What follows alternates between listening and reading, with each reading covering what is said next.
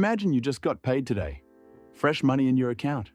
You open your banking app, see that number, and for a brief moment, you feel good.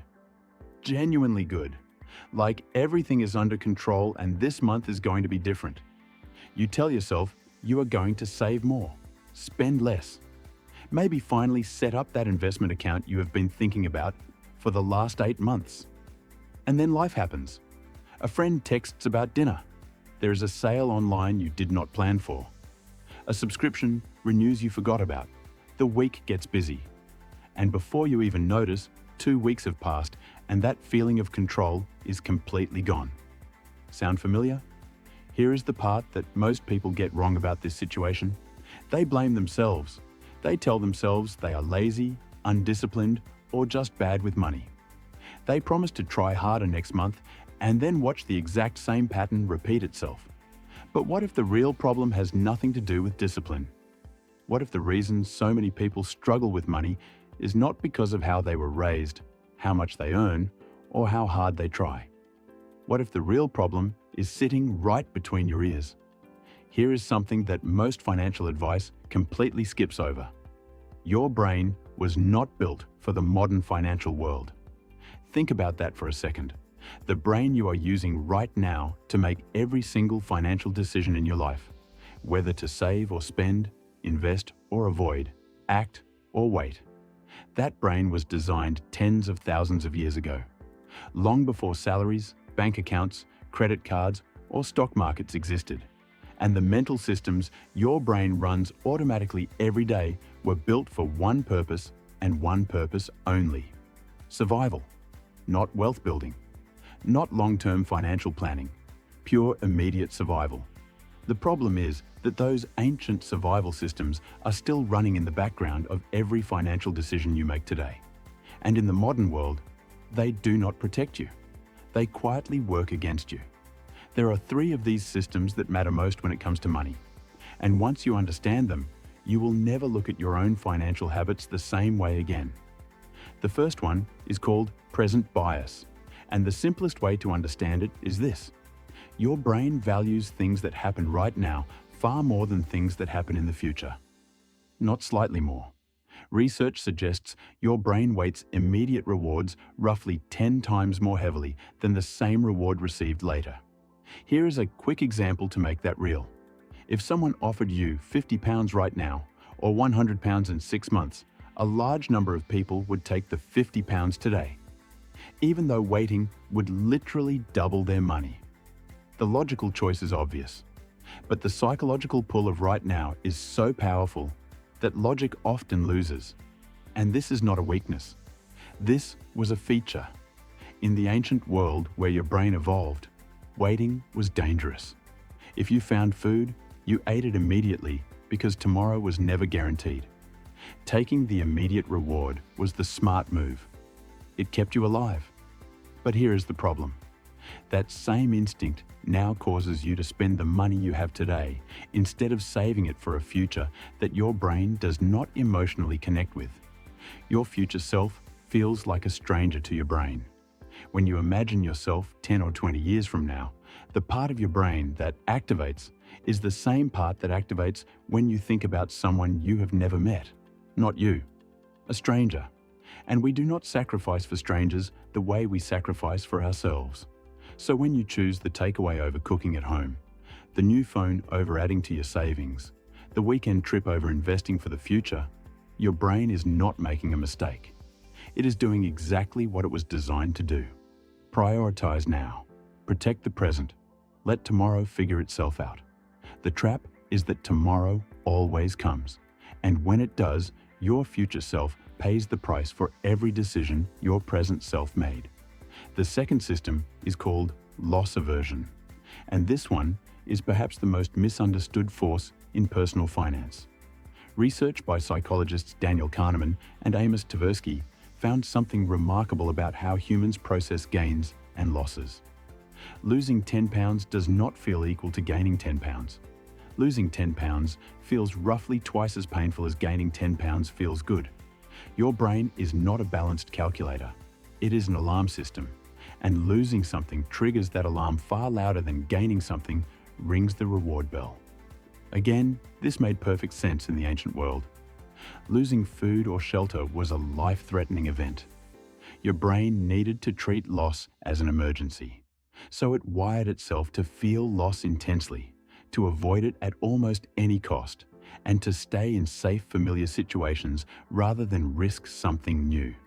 In the modern financial world, this plays out in ways that cost people enormous amounts of money over their lifetime. It is why people leave money sitting in a savings account earning almost nothing in interest, because moving it into investments feels risky, and risk feels like potential loss. It is why people hold on to a falling investment for months longer than they should, because selling at a loss feels unbearable even when holding is making things worse. It is why people never start investing at all, because the fear of losing money feels so overwhelming that doing nothing feels safer. But here is the quiet disaster hidden inside that logic. Not investing is not safe. Inflation silently erodes the value of money sitting still. The real loss is not the one you can see on a screen. It is the wealth you never built because fear kept you frozen. Loss aversion does not protect your financial future. In most cases, it prevents you from having one. The third system is social comparison bias. And this one might be the most expensive of all. Humans are social creatures by design. For thousands of years, your position within your community determined your access to resources, protection, and survival. Status was not vanity. Status was survival.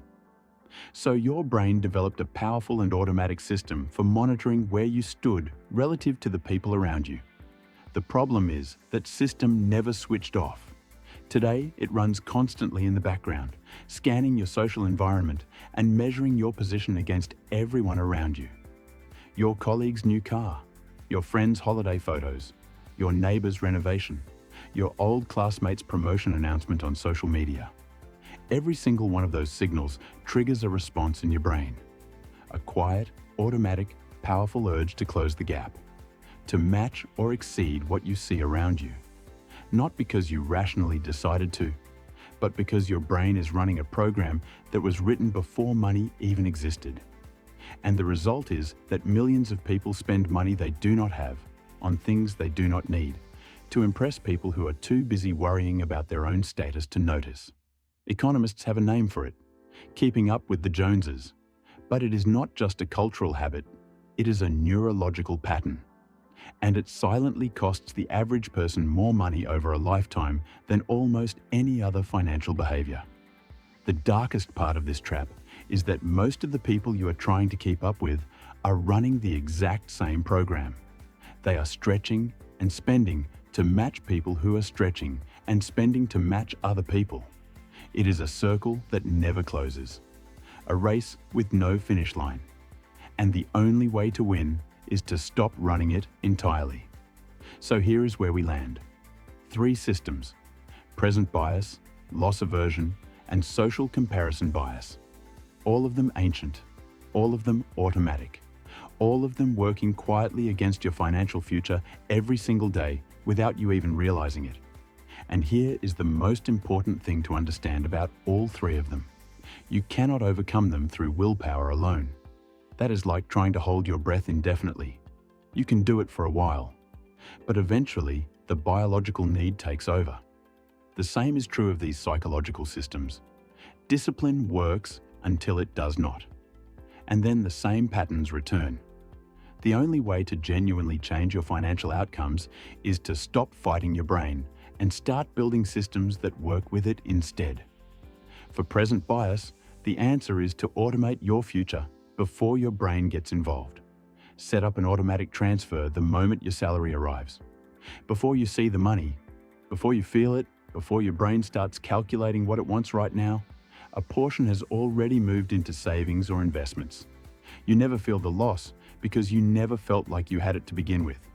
This is called paying yourself first, and it is effective not because it requires discipline, but because it removes the need for discipline entirely. For loss aversion, the answer is to change how you frame financial decisions. Your brain responds powerfully to language. The same action described differently feels completely different to your nervous system. Instead of thinking about investing as risking your money, think of it as protecting your future purchasing power from inflation. Instead of seeing a market dip as losing money, see it as buying more of something valuable at a lower price. The facts are the same, but the emotional experience changes. And that changes everything about whether you act or stay frozen. For social comparison bias, the answer is to deliberately choose who you compare yourself to. Since comparison is automatic and unavoidable, the goal is not to stop comparing.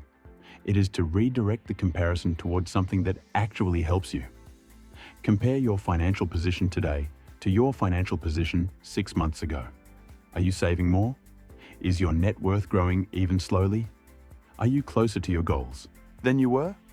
When you compete against your past self instead of your neighbors, you turn comparison from a financial trap into a genuine source of motivation. Here is the single idea worth carrying with you from everything you just heard. Your financial results are not a reflection of your character. They are the output of psychological systems that were never designed for the world you are living in. The brain that makes your financial decisions was built for survival in a world that no longer exists. And it is doing its best with the programming it has.